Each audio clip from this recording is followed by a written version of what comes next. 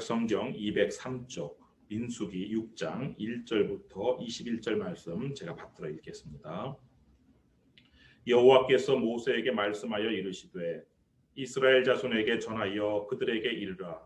남자나 여자가 특별한 서원 곧 나실인의 서원을 하고 자기 몸을 구별하여 여호와께 드리려고 하면 포도주와 독주를 멀리하며 포도주로 된 초나 독주로 된 초를 마시지 말며 포도즙도 마시지 말며 생포도나 건포도도 먹지 말지니 자기 몸을 구별하는 모든 날 동안에는 포도나무 솟아는 씨나 껍질이라도 먹지 말지며 그 서원을 하고 구별하는 모든 날 동안은 삭도를 절대로 그의 머리에 대지 말 것이라.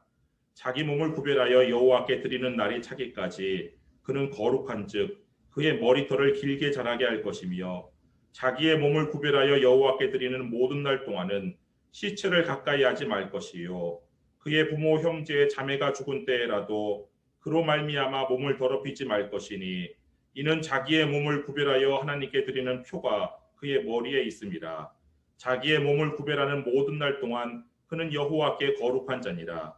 누가 갑자기 그 곁에서 죽어서 스스로 구별한 자의 머리를 더럽히면 그의 몸을 정결하게 하는 날에 머리를 밀 것이니 곧 일곱째 날에 밀 것이며 여덟째 날에 산비둘기 2마리나 집비둘기 새끼 2마리를 가지고 회막문에 와서 제사장에게 줄 것이요 제사장은 그 하나를 속죄제물로 하나를 번제물로 드려서 그의 시체로 말미암아 얻은 죄를 속하고 또 그는 그날에 그의 머리를 성결하게 할 것이며 자기 몸을 구별하여 여호와께 드릴 날을 새로 정하고 1년 된 순양을 가져다가 속번제물로 드릴지니라. 자기의 몸을 구별한 때에 그의 몸을 더럽혔은즉 지나간 기간은 무효니라. 나실인의 법은 이러하니라. 자기의 몸을 구별한 날이 차면 그 사람을 회막문으로 데리고 갈 것이요 그는 여호와께 헌물을 드리되 번제물로 1년 된 흠없는 순양 1마리와 속죄제물로 1년 된 흠없는 어린 암양 1마리와 화목제물로 흠없는 순양 1마리와 무교병 1광주리와 고운 가루에 기름 섞은 과자들과 기름 바른 무교 전병들과 그 소제물과 전제물을 드릴 것이요 제사장은 그것들을 여호와 앞에 가져다가 속죄제와 번제를 드리고 화목제물로 순양의 무교병 1광주리를 아울러 여호와께 드리고 그 소제와 전제를 드릴 것이요 자기의 몸을 구별한 나실인은 회막문에서 자기의 머리털을 밀고 그것을 화목제물 밑에 있는 불에 둘지며 자기의 몸을 구별한 나실인이 그의 머리털을 민 후에 제사장이 삶은 순양의 어깨와 광주리 가운데 무교병 하나와 무교전병 하나를 취하여 나실인의 2손에 두고 여호와 앞에 요제로 흩을 것이며 그것과 흔든 가슴과 받들어 올린 널쩍다리는 성물이라. 다 제사장에게 돌릴 것이니라. 그 후에는 나실인이 포도주를 마실 수 있느니라. 이는 곧 서원한 나실인이 자기의 몸을 구별한 일로 말미암아 여호와께 헌물을 드림과 행할 법이며 이 외에도 힘이 미치는 대로 하려니와 그가 서원한 대로 자기의 몸을 구별하는 법을 따라 할 것이니라. 아멘. 서원이라는 것은 하나님께 내가 무엇을 하겠다거나 아니면 일정 기간 동안 하지 않겠다라고 이렇게 약속하는 것이죠. 성경에 기록된 최초의 서원은 야곱의 서원이에요. 야곱이 그 어머니 리브가하고 공모해가지고 아버지를 속이고 형이 받아야 될 축복을 대신 가로챘잖아요. 근데 이 형이 분노해가지고 이 쌍둥이 동생 야곱을 죽이겠다고 결심하니까 이 어머니 리브가가 아들 야곱의 결혼을 핑계로 자기 오빠 하란에 있는 자기 오빠 라반의 집으로 피신을 시켜요.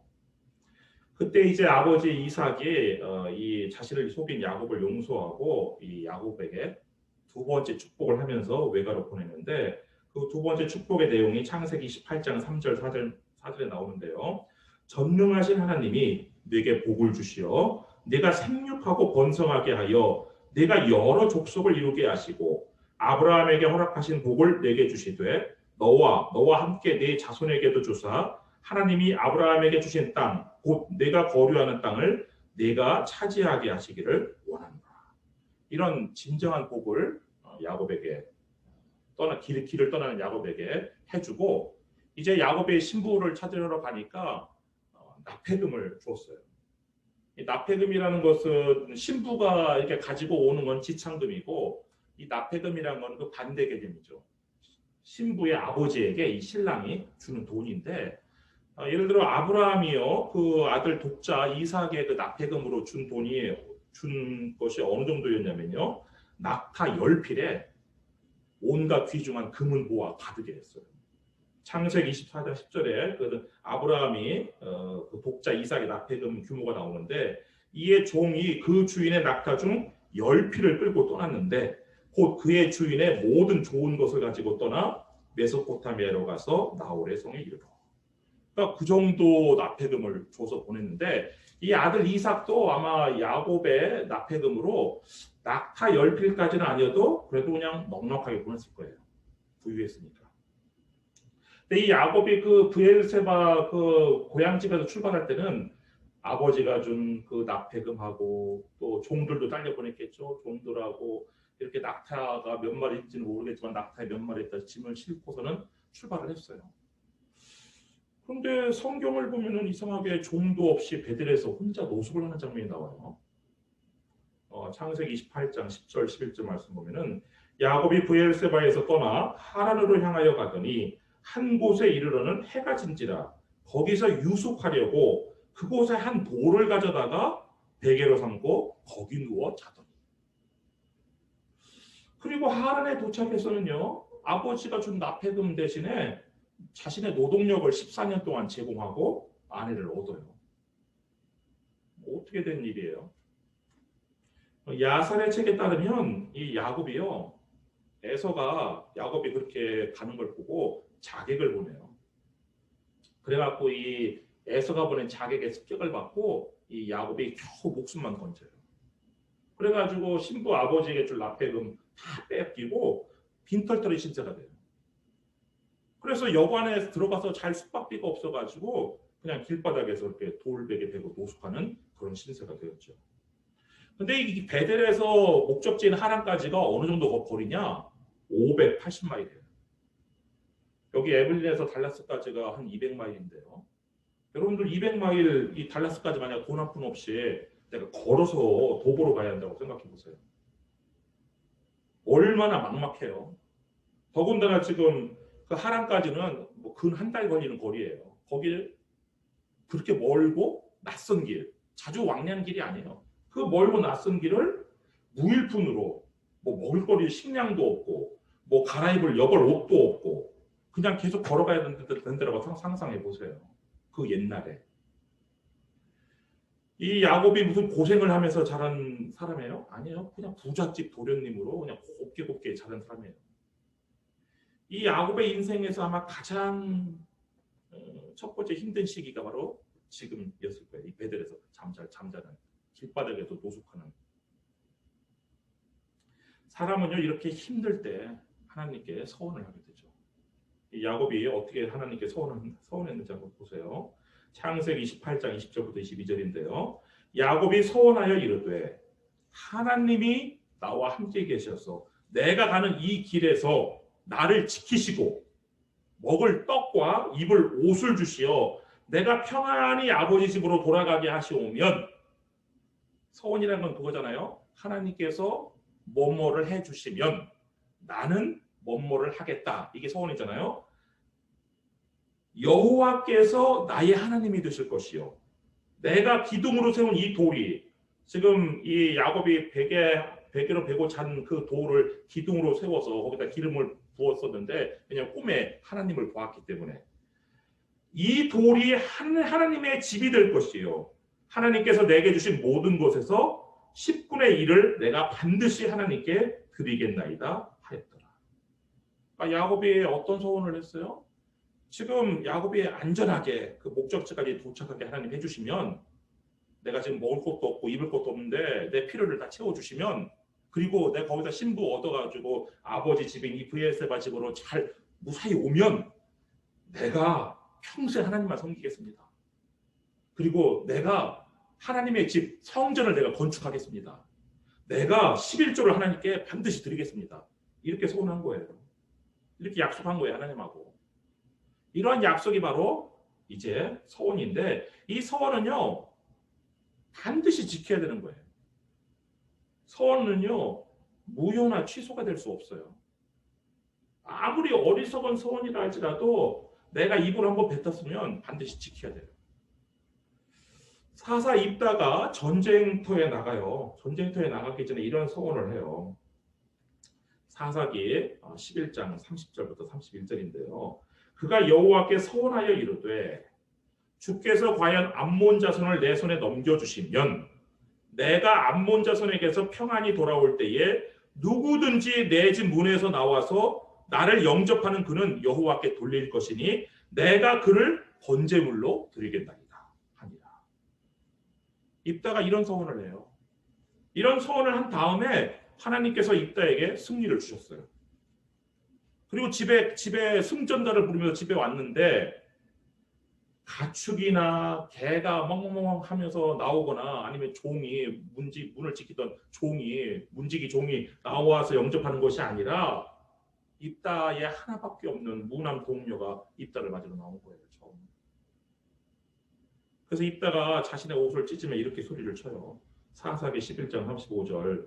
입다가 이를 보고 자기 옷을 찢으며 이르되 어찌할꼬 내 딸이여 너는 나를 참담하게 하는 자요 너는 나를 괴롭게 하는 자 중에 하나로다. 내가 여호와를 향하여 입을 열었으니 능히 돌이키지 못하리로다 하니. 그제서야 딸이 아버지 입다가 어떤 소원을 하는지 아는 거예요. 근데 이 딸도 참 착한 거지. 아버지가 하나님께 입을 열었으니 그대로 하세요. 그래가지고 그 딸이 그러나 저한테 2개월만 시간 주세요. 제가 친구들하고 제가 이렇게 죽는 것을 슬퍼하는 시간 2개월만 주세요. 그래서 2개월 동안 슬퍼하면서 친구들하고 애곡하다가 돌아왔어요. 그리고 이 사사 입다는 결국 자기가 소원한 대로 자신의 딸을 무나동녀 외딸을 번제로 하나님께 불태워 드린 거예요. 여러분 사람과의 약속도 지키지 않는 것이 큰 잘못인데 오늘날 우리 살고 있는 이 세상에서 잘못들은요 다 그거예요. 사람과의 약속을 지키지 않는 것. 하나님께 입을 열어 약속을 지키지 않는 것은요 이거는 큰 죄예요. 더군다나 그 하나님과 한 약속을 신속하게 이행하지 않는 것도 죄예요.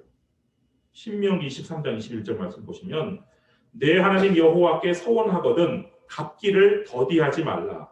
내 하나님 여호와께서 반드시 그것을 내게 요구하시리니 더디면 그것이 내게 죄가 될 것이다. 이런 마당에요. 만약 하나님께서 서원을 듣고 응답을 해주셨는데 아이고 제가 경솔했어요 하나님. 제가 한 서원은 실수였어요. 이렇게 말하면서 서원을 깨뜨리잖아요. 그럼 어떤 일이 벌어지냐면 하나님의 진노와 심판이 따라요. 전도서 5장 6절 말씀 보시면 내 입으로 내 육체가 범죄하게 하지 말라. 사자 앞에서 내가 서원한 것이 실수라고 말하지 말라. 어찌 하나님께서 내 목소리로 말미암아 진노하사 내 손으로 한 것을 멸하시게 하리라. 그래서요 서원은 우리가 매우 신중하게 해야 되는 것이죠. 하지만 예외적으로 서원이 무효가 되는 경우가 있어요. 어떤 경우냐? 여자가 서원한 경우에. 남자는 안 돼요. 남자는 남아 이런 중천금이에요 정말. 남자가 한번 하나님께 서원한 건 절대로 무효나 취소가 될 수 없는데 여자가 서원한 경우에는 무효나 취소가 될 수 있는데 아버지나 남편이 무효로 만들 수 있어요. 민수기 30장 5절 말씀 보시면 그러나 그의 아버지가 그것을 듣는 날에 허락하지 아니하면 그의 서원과 결심한 서약을 이루지 못할 것이니 그의 아버지가 허락하지 아니하였은즉 여호와께서 사하시리라. 그러니까 아버지가 딸의 서원을 듣고 허락하지 아니하면 서원이 무효가 돼요. 또 결혼한 여자는 남편이 반대하면 서원이 무효가 돼요. 민수기 30장 13절 말씀 보시면 모든 서원과 마음을 자제하기로 한 모든 서약은 그의 남편이 그것을 지키게도 할 수 있고 무효하게도 할 수 있습니다. 예를 들어요. 한나가 아들만 주시면 내가 이 아들을 하나님께 일평생 바치겠습니다. 이런 서원을 했잖아요. 그런데 그 서원을 남편 엘가나가 듣고 반대했으면요. 한나의 서원은 무효가 돼요. 그런데 이 한나가 하나님 앞에 서원을 할 때 그 상황 다 아시죠? 원래 한나는 이 에브라임 사람 엘가나의 정실 부인이었어요. 근데 자식이 없는 거예요. 그래갖고 이 엘가나가 첩을 하나 드렸어요. 근데 이 첩 분인나는 자식을 쑥쑥 잘 낳는 거예요. 그래갖고 이 첩이 늘 이 정실 부인인 이 한나를 막 괴롭히고 업신여겼어요. 그래서 이 한나가 먹지 않고 막 울기만 하다가 어느 날 하나님께 서원을 하잖아요. 사무엘상 1장 11절인데요. 서원하여 이르되 만군의 여호와여 만일 주의 여종의 고통을 돌보시고 나를 기억하사 주의 여종을 잊지 아니하시고 주의 여종에게 아들을 주시면 내가 그의 평생에 그를 여호와께 드리고 삭도를 그의 머리에 대지 아니하겠나이다. 이 서원 기도 중에 이 한나가 자신을 주의 여종이라고 3번 표현하거든요. 이런 것을 보면 한나는 아마 레위 지파의 여인이 아니었을까라고 추정을 하는데, 여하튼 한나는 아들 하나만 저한테 점지해 주시면 제가 평생에 이 아이의 머리를 깎지 않겠습니다. 곧 오늘 본문에 나오는 나시린으로 하나님 앞에 평생을 드리겠습니다. 이렇게 서원한 거예요. 그래서 하나님께서 한나의 서원을 듣고 아들을 주셨는데, 그 한나가 남편에게 바로 자신의 서원에 대해 얘기한 것이 아니에요. 시간이 좀 지난 다음에 남편에게 자신의 서원에 관해 말하는데 사무엘상 1장 22절에 나오죠. 오직 한나는 올라가지 아니하고 그의 남편에게 이르되 아이를 젖대거든 내가 그를 데리고 가서 여호와 앞에 뵙게 하고 거기에 영원히 있게 하리이다 하니. 그러니까 한나가 그제서야 남편한테 서원을 얘기해요. 그러니까 남편이 그제서야 아들 사무엘을 하나님께 바치겠다고 아내가 서원한 것을 알았어요. 자, 여기서 이제 남편의 태도에 따라서 서원이 무효가 될 수도 있고 서원이 유효가 되는데, 남편이 뭐라고 대답하냐면요. 사무엘상 1장 23절. 그의 남편 엘가나가 그에게 이르되 그대의 소견에 좋은 대로 하여 그를 젖대기까지 기다리라. 오직 여호와께서 그의 말씀대로 이루시기를 원하노라. 그러니까 남편이요 찬성했어요. 한나가 아들, 지금 뭐 아들 더 있는 것도 아니고 아들 하나, 첫 번째 낳은 아들인데 이 아들을 하나님께 바치겠다고 한 것에 반대하지 않았어요. 찬성했어요. 그래가지고 이 사무엘이 일평생 나시린으로 가게 된 거예요. 그래서 우리 아내 여러분들은 신앙생활 하시면서 남편이 반대하면요 안 해도 돼요. 설령 여러분들이 하나님 앞에서 한 서원이라 할지라도 지키지 않아도 돼요. 뭐 남편 몰래 뭐 건축헌금을 뭐 1,000만 원 약정했다가 막 돌이켜서 어떻게 할까 막 고민하는 그런 분들이 옛날에 있었던데, 남편한테 얘기하세요. 나 건축헌금 1,000만 원 드리기로 했다고. 근데 남편이 반대하면 그건 안 지켜도 되는 거예요. 사무엘은요 아버지 에브라임 사람 엘가나의 아들이었기 때문에 에브라임 지파의 사람이었지만 이 나시린의 서원을 하였기 때문에 레위인처럼 성소에서 하나님을 섬길 수 있게 된 것인데, 오늘 본문에 보면요 나시린의 서원은 서원 중에서도 특별한 서원이라고 나와 있어요. 2절 말씀 보시면 이스라엘 자손에게 전하여 그들에게 이르라 남자나 여자가 특별한 서원 곧 나시린의 서원을 하고 자기 몸을 구별하여 여호와께 드리려고 하며. 그러니까 왜 나시린의 서원이 특별한 서원이냐면요, 일반 서원은 다 조건부 서원이에요. 조건적 서원. 하나님께서 먼저 A를 해주시면, 하나님 내 상황 아시죠? 지금 내가 얼마나 고통스러운지 아시죠? 하나님 먼저 A를 해주시면 저는 다음에 하나님께서 응답해 주신 다음에 저는 다음에 B를 하겠습니다. 이게 일반적인 서원이에요. 이게 조건부 서원. 그러나 이 나시린의 서원은 특별한 서원인데 이건 그냥 무조건적 서원이에요. 하나님께서 뭐 해주시면이 없어요. 그냥 하나님께서 해주시든 안 해주시든 그런 거 생각도 않고, 하나님 제가 1년간 아니면 제가 종신토록 하나님께 저 자신을 드리겠습니다. 이게 나시린의 서원이거든요. 이게 그래서 특별 서원이에요. 근데 하나님께서는 이런 특별 서원을 남자만 하도록 허락하신 것이 아니라 여자도 허락하셨어요. 그래서 레위 지파가 아닌 여자도 이 나시린의 서원을 하면 회막에서 공수할 수 있었고요. 또 사사도 될 수 있었고 또 선지자도 될 수 있었어요. 그래서 이와 같이 하나님께서는 레위 지파가 아닌 사람들도 이 나실인의 서원을 통해서 하나님을 섬기고 헌신할 수 있는 기회를 마련해 주신 것이고 또 남녀를 차별하지 않으셨어요. 남녀를 차별한 거는 사실은 남자들이 차별한 거고요. 인간들이 차별한 거고 하나님께서는 사실은 성경을 자세히 보시면 남녀를 차별하지 않으셨어요.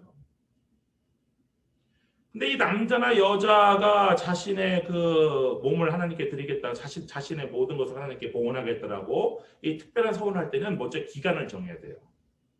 이 기간은 최소한의 기간이 30일이라고 한 달이라고 알려져 있어요. 그래서 이 나실인의 서원을 한 사람들은 이 특별한 서원 기간 동안 세 가지를 멀리해야 되는데 첫째는 술이에요. 거기에 3절 말씀 보시면 포도주와 독주를 멀리하며 포도주로 된 초나 독주로 된 초를 마시지 말며 포도즙도 마시지 말며 생포도나 건포도도 먹지 말지니 자기 몸을 구별하는 모든 날 동안에는 포도나무 솟아는 씨나 껍질이라도 먹지 말지니. 이 금주는요 원래 제사장들에게 요구되는 하나님의 명령인데요. 레위기 10장 9절 말씀해 보시면 너와 네 자손들이 회막에 들어갈 때에는 포도주나 독주를 마시지 말라. 그리하여 너희 죽음을 면하라. 이는 너희 대대로 지킬 영영한 규례라. 그러니까 제사장들은요 회막에 들어가서 진설병을 놓는다든지 회막에 들어가서 분향 향을 피운다든지 회막에 들어가서 등불에 쓸 기름을 채운다든지 이렇게 제사장들의 직무 중에는요 술을 마시지 못하게 돼 있어요. 그러나 나실인은 그 서원 기간 내내 술을 마시지 못할 뿐만 아니라 심지어는 포도나무 솟아는 아무것도 못 먹게 돼 있어요. 나중에 예수님께서 최후의 만찬을 하시고 마지막에 그런 말씀을 하세요. 성만찬을 예식을 제정하시고 마지막에 이런 말씀, 제자들에게 이런 말씀하세요. 내가 하나님의 나라에서 너희들과 함께 새 것을 먹는 날까지 포도나무에서 난 것을 아무것도 먹지 않겠다. 그게 아마 이 나실인이 자기 몸을 구별할 때 포도나무 솟아는 아무것도 먹지 말라는 이 말씀과 연관이 있는 것이죠. 그런데 이제 서원 기간이 끝났어요. 서원 기간이 끝나면 결례라는 걸 드려야 되는데 그 결례를 드린 후에는 포도주를 마실 수가 있어요. 20절 말씀 보시면 여호와 앞에 요제로 흔들 것이며 그것과 흔든 가슴과 받들어 올린 널쩍 다리는 성물이라 다 제사장에게 돌릴 것이니라. 그 후에는 나실인이 포도주를 마실 수 있느니라. 이게 첫 번째 멀리해야 되는 것이고요. 두 번째 멀리해야 될 것은 삭도예요. 5절 말씀 보시면 그 서원을 하고 구별하는 모든 날 동안은 삭도를 절대로 그의 머리에 대지 말 것이라. 자기 몸을 구별하여 여호와께 드리는 날이 차기까지 그는 거룩한즉 그의 머리털을 길게 자라게 할 것이며. 머리에 삭도를 내지 말아야 돼요. 근데 삼손이 나실인이었는데 이 삼손은 머리에 삭도를 대는 바람에 그의 힘을 잃고 아주 비참한 신세가 되었죠. 근데 반면에 제사장들은요 머리털을 미는 건 안 돼요. 그렇지만 삭도를 댈 수는 있어요. 에스겔 44장 20절 말씀 보시면 그들은 제사장들은 또 머리털을 밀지도 말며 머리털을 길게 자라게도 말고 그 머리털을 깎기만 할 것이며. 그러니까 나실인하고요 제사장하고 지금 비교를 해보면요 첫 번째 그 술에서도 나실인의 기준이 제사장의 기준보다 더 높았어요. 두 번째 삭도의 기준에서도요 나실인의 기준이 제사장의 기준보다 더 높아요. 제사장은 머리에 삭도를 댈 수 있어요. 밀지는 못하지만. 근데 나실인은 절대 대서는 안 되는 거예요. 그러다가 서원 기간이 다 끝나면 성소 안에서 성막 안에서 삭도를 머리에 대고 밀 수 있었어요.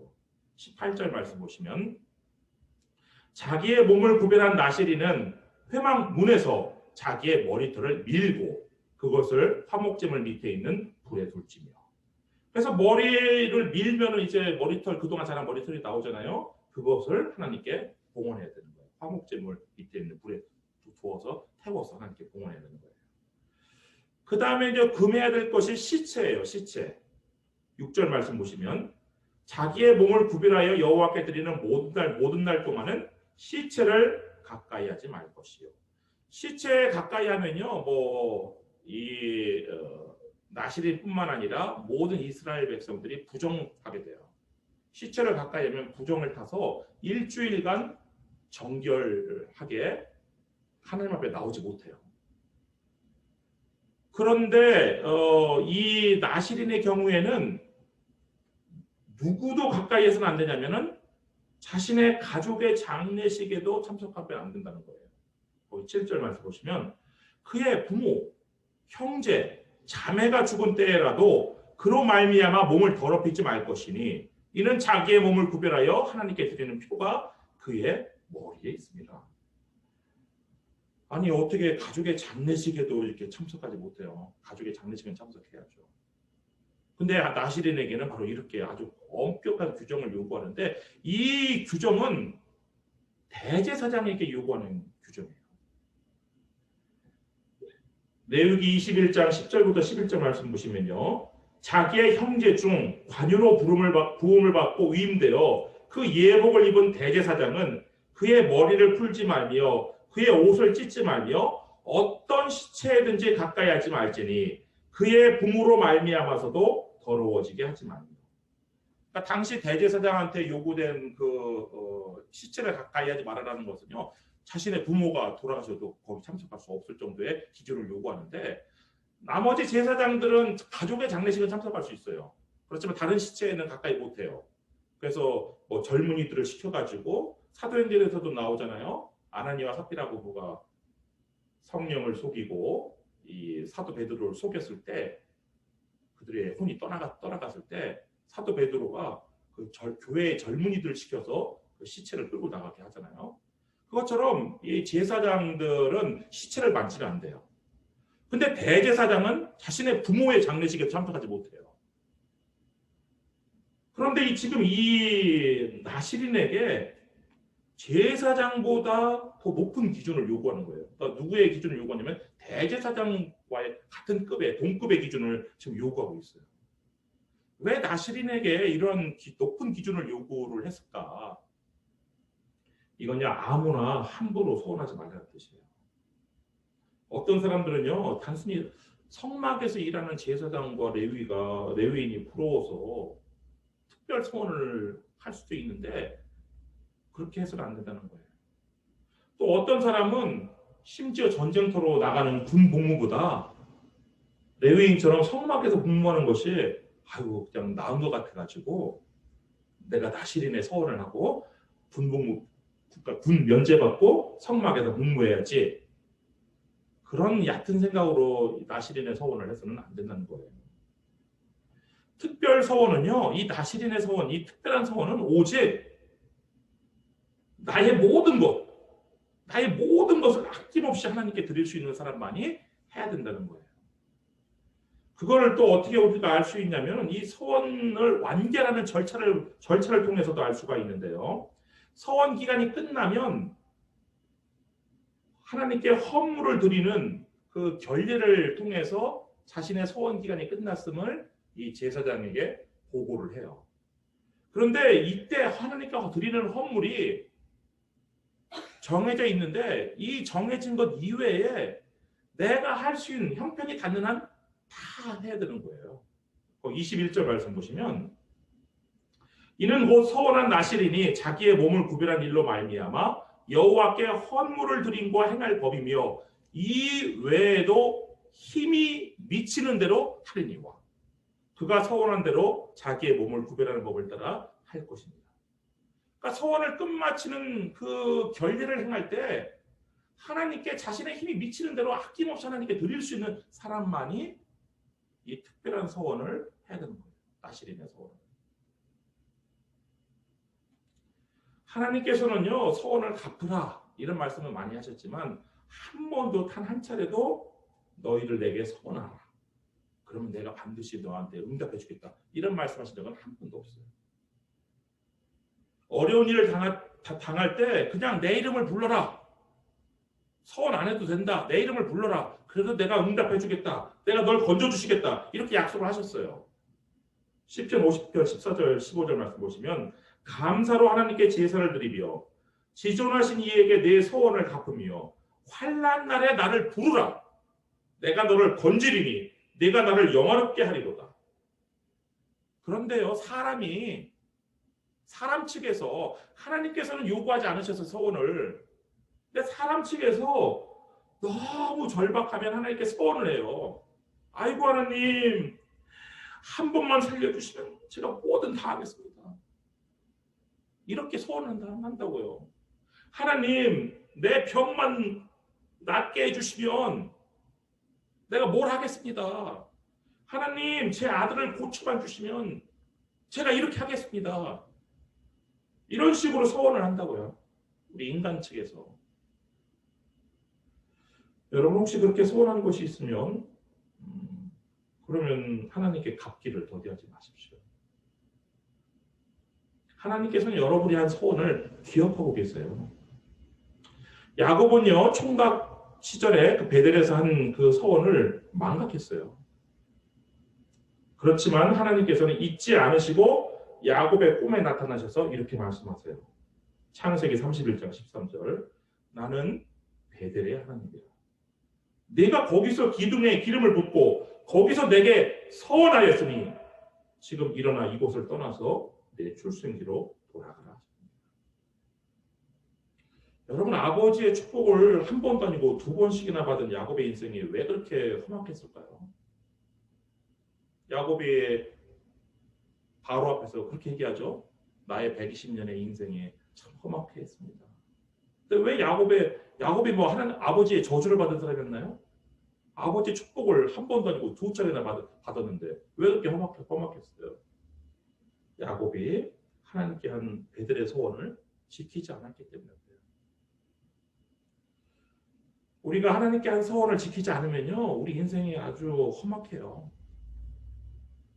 그래서 여러분 혹시 환난 날에 여러분을 건져주신 하나님께 소원한 것이 있으면 그 소원한 대로 속히 행하세요. 그리고 오늘날 모든 그리스도인들을 이렇게 특별한 소원을 한 나시린으로 보는 시각도 있지만 적어도 목회자, 사모, 그리고 평신도 임원들 이런 사람들은요, 적어도 최소한 그 사람들은요, 하나님께 자신을 헌신하겠다고 결심한 이 나시린과 같은 그런 사람들이에요. 우리 집사님, 권사님들은 매년 당회에서 임명받게 되죠. 우리 감리교회 제도에서는. 그런 분들은요, 내가 1년간 하나님 앞에 나를 헌신하겠습니다라고 서원하는 거예요. 물론 뭐 목사나 장로는 안수받을 때 제가 일평생 하나님 앞에 저를 드리겠습니다라는 종신 서원을 하는 거랑 같은 것이죠. 여러분, 여러분의 서원을 깨뜨리지 마시고 잘 완결하시기를 주님의 이름으로 축원합니다. 기도하겠습니다.